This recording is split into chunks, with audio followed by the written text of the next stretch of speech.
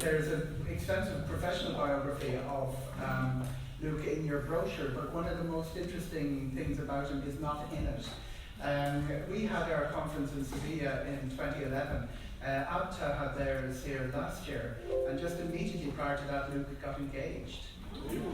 Is that a wonderful story? Now, he hasn't seen his wife since. But he's just back from Japan, and ABTA, in their wisdom, decided to stage their conference in Japan during the World Cup.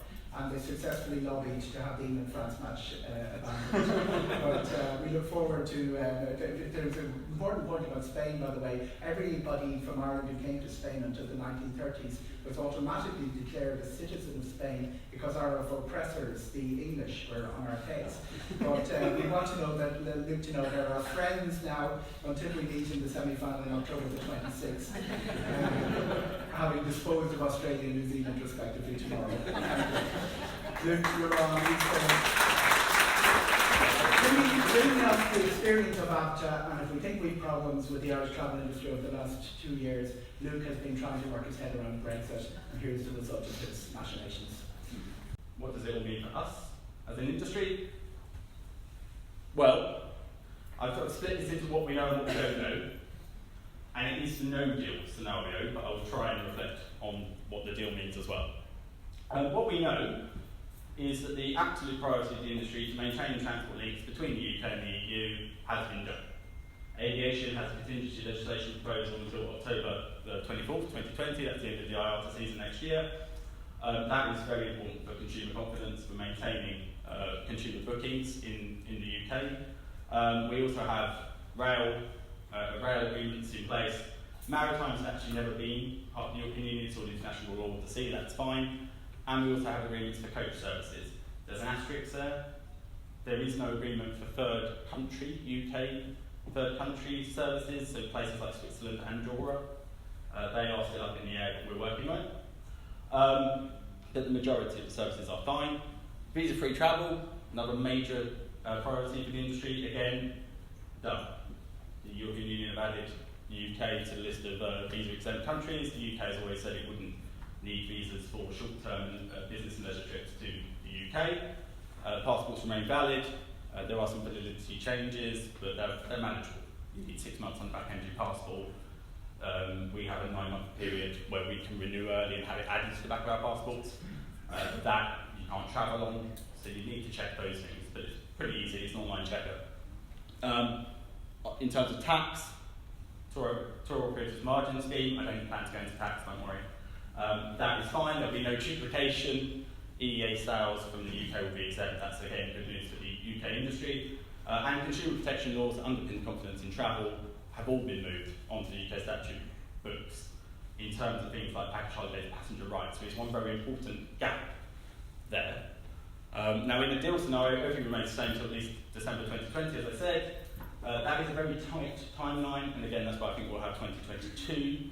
But these become then essentially your priorities for what you need in a deal, along with the scary bits that we don't know in the event of a no-deal scenario. And there are plenty of these, and these are pretty big. What we don't know in the event of no deal is how UK workers could continue to work across the EU as they do today. So people like travel reps, drivers, tour hosts, all of those rely currently on freedom of movement or posted workers directive.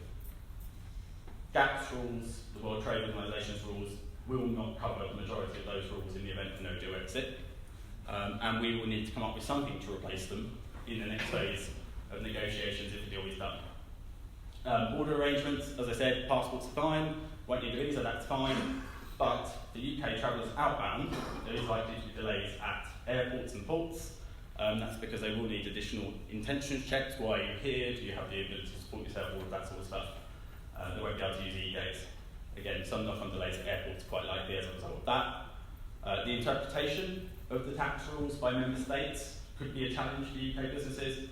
And as I said, whilst consumer protections in majority have been moved into UK law, there's a very, very important protection that will disappear, which is the European Health Insurance Card. And that will affect the people who need it most. Essentially, vulnerable travellers, the elderly. They will have to get travel insurance. That is a costly thing to do if you have pre-existing medical conditions. So, that's the kind of what we know, what we don't know. Finally, kind of what are we doing about it, how are we trying to help consumers, how are we trying to help businesses. I'll be very quick on this because my time is almost done. We have a wealth of consumer information on abta.com/Brexit. We're also running Facebook advertising campaigns, radio advertising campaigns, all of that to keep telling people to book. The messages that are on there are practical messages. What can you do? You can check your passport, you can buy travel insurance, maybe.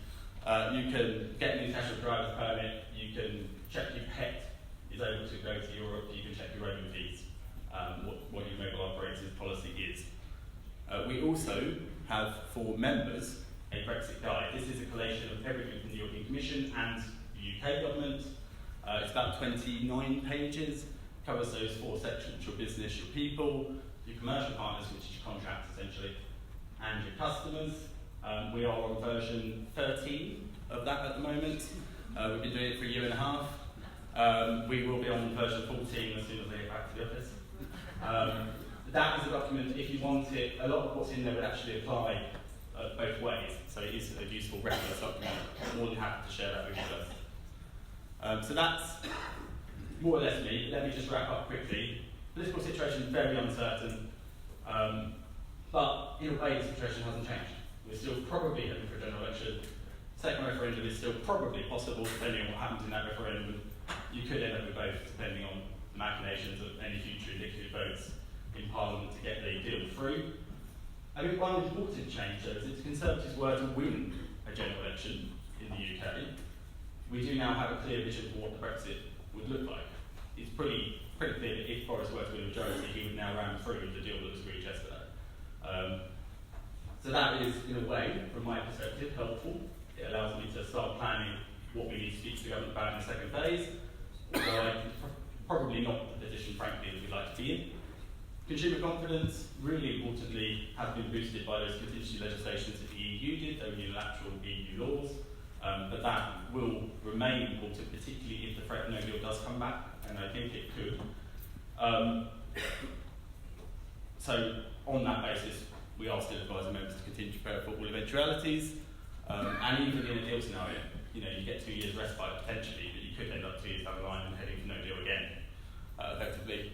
And then, just as an end on a cheery note, which I like to do, whatever happens, this is really the end of the beginning. It's not the beginning of the end. And